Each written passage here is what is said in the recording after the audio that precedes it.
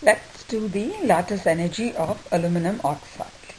The definition of lattice energy is energy required energy released when 1 mole of aluminum oxide is formed from its ions, which are in the gaseous gas form. So in order to calculate the lattice energy, we need certain other energies. One of them is the heat of formation. So heat of formation is the energy released when 1 mole of a substance is formed from its elements in their standard states. For the sake of lattice energy, we will write the equation of heat of formation in the reverse form. We could see that it becomes positive now. So the other energies involved are, I have to convert aluminum solid into aluminum gas.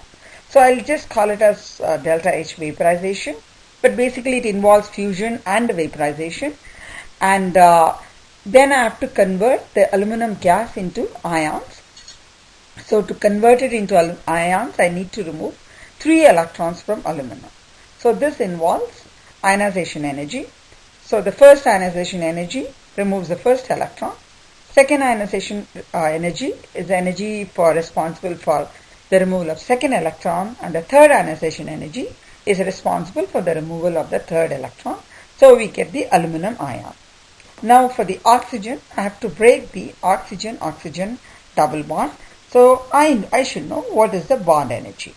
So break the oxygen-oxygen bond, I get the bond energy, which is listed over there, is for 1 atom of oxygen. This is half of the value which is available in the literature. Then we need to convert the oxygen into ion. So we have the electron affinities for adding 2 electrons to the oxygen. The first electron affinity is negative. The addition of the second electron affinity, there's a second electron affinity for oxygen, is actually positive.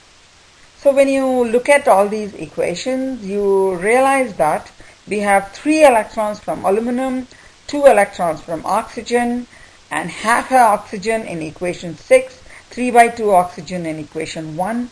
So in order that everything gets cancelled, we multiply equation 2 by 2, equation 3, 4 and 5 is multiplied by 2. The equation 6, 7 and 8 we will multiply by 3, so that this will enable us to cancel all the things which is not necessary in the final lattice energy equation. See, the electrons gets a total.